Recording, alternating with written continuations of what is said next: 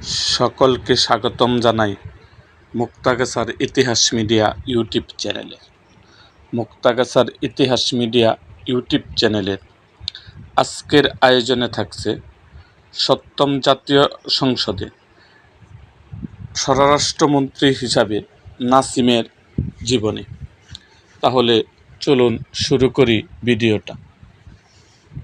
মোহাম্মদ নাসিমের জন্ম 1948 সালের 2রা এপ্রিল সিরাজগঞ্জ জেলার কাজীপুর উপজেলার।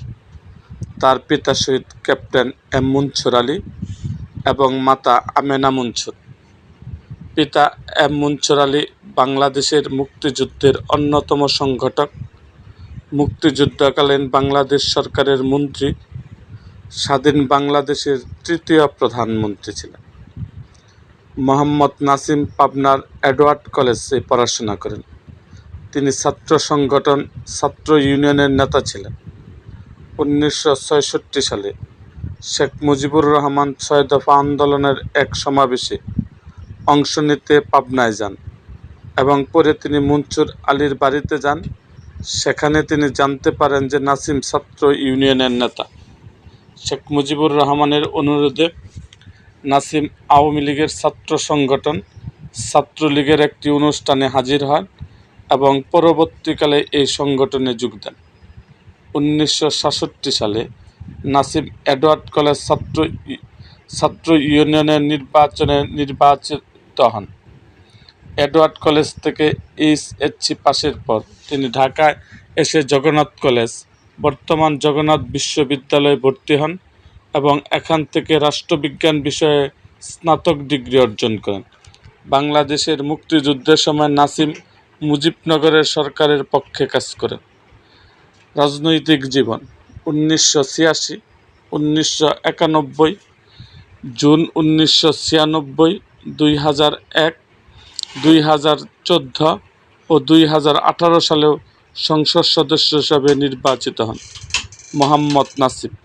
পরবর্তীতে 2014 সালে তিনি সিরাজগঞ্জ 1 আসন থেকে সংসদ সদস্য হিসাবে নির্বাচিত হন এবং 2014 সালের 12 জানুয়ারি মন্ত্রী হিসাবে শপথ গ্রহণ করেন।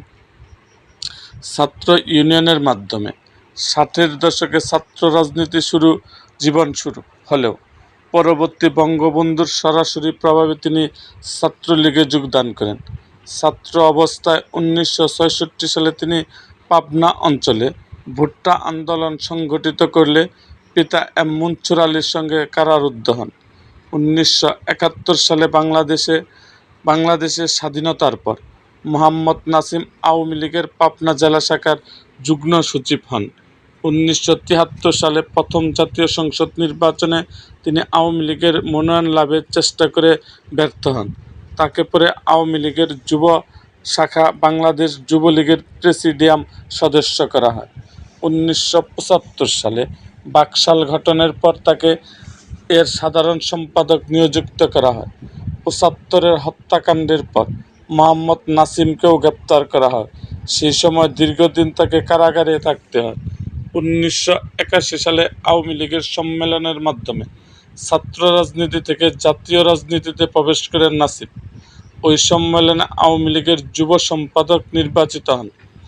1982 সালে মোহাম্মদ নাসিমকে আওয়ামী লীগের প্রেসিডিয়াম সদস্য করা হয়। পরবর্তীতে 1987 সালের সম্মেলনে দলের প্রচার সম্পাদক মনোনীত হন। 1992 ও 1997 সালে সম্মেলনে তিনি দলের সাংগঠনিক সম্পাদকের দায়িত্ব গ্রহণ করেন।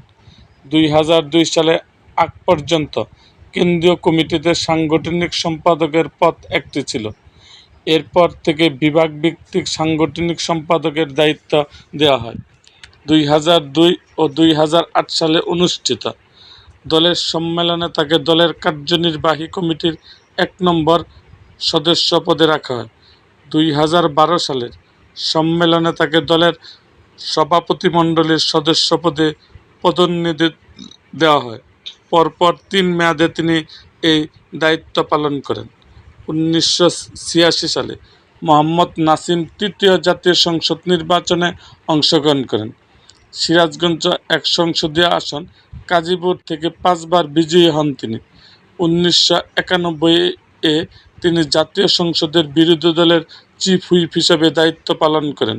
1996 সালে তিনি স্বরাষ্ট্র, গৃহায়ন ও গণপূর্ত এবং ডাক ও টেলিযোগাযোগ মন্ত্রণালয়ের মন্ত্রী নিযুক্ত হন। 2008 সালের নির্বাচনে তৎকালীন 1/11 সরকারের দেওয়া মামলার কারণে তিনি নির্বাচনে অংশগ্রহণ করতে পারেনি। ওই নির্বাচনে তার সন্তান তানভীর শাকিল জয় দলীয় মনোনয়ন লাভ করেন। 2012 সালে কাউন্সিলে তাকে প্রেসিডিয়াম সদস্য নির্বাচিত করা হয়। এরপর 2014 সালের 10ম জাতীয় সংসদ নির্বাচনে মোহাম্মদ নাসিমকে মনোনয়ন পান এবং বিজয়ী সরকারের স্বাস্থ্য মন্ত্রণালয়ের দায়িত্ব গ্রহণ করেন। 2019 সালের একাদশ জাতীয় সংসদ নির্বাচনেও তিনি বিজয়ী হন। পারিবারিক জীবনে মোহাম্মদ নাসিম বিবাহিত এবং 3 সন্তানের জনক ছিলেন। তার স্ত্রীর নাম লায়লা আঞ্জুমান্দা। মৃত্যু রক্তচাপজনিত সমস্যা নিয়ে 2020 সালের 1 জুন হাসপাতালে ভর্তি হন মোহাম্মদ নাসিম। ওই দিনে কোভিড-19 পজিটিভ আসে। এর 4 দিন পর চিকিৎসার সময় তার ইন্ট্রাসেরিব্রাল রক্তক্ষরণ হয়েছিল।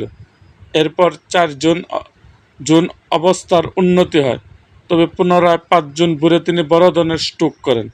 মস্তিষ্কে রক্তক্ষরণজনিত সমস্যার কারণে দ্রুত অস্ত্রোপচার করে আইসিইউতে রাখা হয়।